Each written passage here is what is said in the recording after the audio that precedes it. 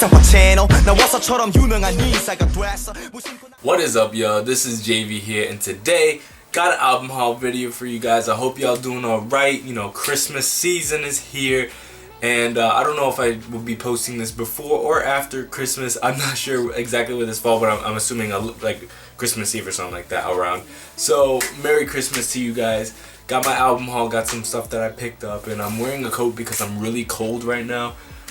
So I just figured that today we got 6 albums, and I'm really psyched about this video just because I picked up some great projects that I've been meaning to check out, and I've been, you know, awaiting for a lot of these. So let's just get into it. The first one we got is Indy 500, the Talib Kweli and Ninth Wonder collab. Got Ninth Wonder on production, Talib Kweli, you know, big fan of his work, tremendous MC, you know, been following him since, you know, I was young. I knew about him, and obviously him and Mos Def, you know, put their stuff together. So really excited to check out this, you know, new album, and it was absolutely fantastic. It felt like a kind of a quick listen, even though it's, you know, 13 tracks, but it felt like it went really fast, but the production was tremendous. Great features. I mean, Rhapsody was really heavy on this, and I kind of got turned on to Rhapsody from Kendrick Lamar's To Pimp a Butterfly. So she's all over this project. I mean, you got, yeah, Rhapsody, Problem, Bad Luck, Pharaoh Monch, that was pretty cool. So I mean, you got a lot of MCs on here, a lot of his, I guess, you know, normal collaborators that he usually works with. So I was really impressed by this project, and I was really excited about this one. Talib Kweli has been putting out a lot of material. I mean, he had an album earlier this year that I can't remember the name. It had like a long title. I remember it had like a red cover with like an African woman on it, and then he did like Fuck the Money or something like that, and now he has this. So he's putting out crazy amounts of work. Shout out to Talib Kweli, man. He's killing it right now. We got rapper Big Pooh and Knott's Home Sweet Home. Again, another MC, you know, collab. Great production on this. Again, another quick listen, 13 tracks. These albums, you know, just go super fast, maybe because I really enjoy them. Definitely, you know, lyrical, you know, wholesome boom bap, old style kind of 90s production on it. Mellow Music Group, I've been a big fan of their stuff. You know, I picked up some Odyssey records. This is my second rapper Big Pooh album that I've picked up. So, and then I picked up their Persona compilation from the tail end of 2014. So I am a big fan of what Mellow Music Group has been putting out, and so I'm really glad to get this. I try to get the albums that, like, you know, I'm peeped onto, but like I'll go on their Wikipedia page and they drop albums constantly from all their artists. Their artists definitely put in that work, and I try to pick up the ones that I can remember. So I'm really excited to pick this up. Highly suggest it if you're into like lyrical 90s kind of rap and you want like something modern to listen to. Check out Mellow Music Group. They got lots of MCs on their label that I think you guys would enjoy. This album I have been waiting for the longest, and it's finally here. We got Kid Cudi's Speeding Bullet to Heaven. You know, mixed reviews on this album.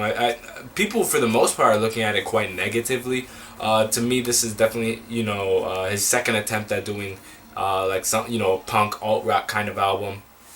And obviously the first attempt was with Wizard, that I actually was a fan of. I've always been a fan of Kid Cudi's vocal style, as you know, it's definitely that 90s grunge moaning kind of thing that he does that I'm always down with. And as of right now, like, I've loved every Kid Cudi project. Obviously Man on the Moon 1 and 2, I loved Indica, Satellite Flight was dope.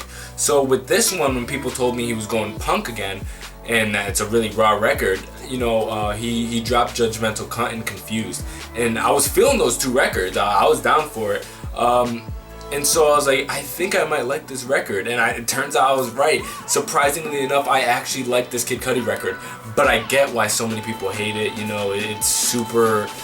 Well, first of all, 2 discs, second disc, shit, absolute shit. I hated it. It's just so much of it was unlistenable. But I mean, for the most part, I believe it was like 18 tracks on disc 1, if I'm not mistaken.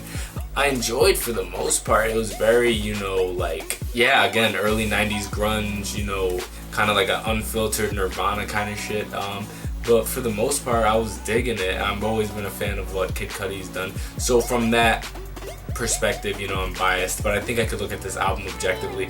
Definitely one of his weakest projects for sure. But again, I always support him doing what he feels like musically is the direction he wants to go into. And keep in mind, Man on the Moon 3 is coming back with a lot of it, the same producers he worked on with the first two. So I don't think this is like a ultimate, like, complete lane change for him, that he's going to be ultimately in this direction. I think this is kind of like Kid Cudi's Yeezus, for example, which I'm not saying this is as good as Yeezus. No, I love the Yeezus.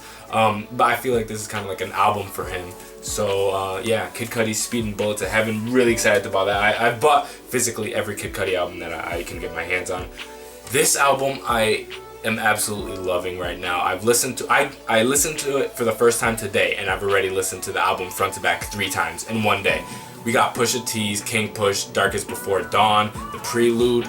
So good. My God, this is a great album, and it came just in time for the end of the year. I am compiling my top hip hop and top K hip hop lists for the end of the year right now, and like, this just dropped and it's already in the contending to be on my top hip hop albums of the year. Man, I absolutely loved this album. It was fantastic, and I'm really excited to hear the King Push actual third album that he has slated for April, I think, if I'm not mistaken. Which it does have me asking some questions. When is Swish coming out? Because obviously, out of good music they leave each other room, and I mean he's taking the end of the year obviously, and I doubt Swish is ready for like a Q1 release. Q2, I mean, April is gonna be King Push. He's gonna probably wanna at least March, April, that area. So I'm thinking as soon as we're gonna probably see Kanye's Swish, Q2, like summer shit. So that's just me sidetracking. But again, back to King Push. Big fan of Pusha T. I loved his first album, My Name Is My Name, and I didn't know what type of direction he was gonna take for this one. I'm a big fan of the clips, so when I heard that he was do his solo thing and he's gonna debut a studio album, I was really excited. Numbers on the Board is an absolutely fantastic song. Oh my God, that song is good. And so he was dropping singles for this, like Crutches, what is it? Something Crutches Caskets. I forget the name.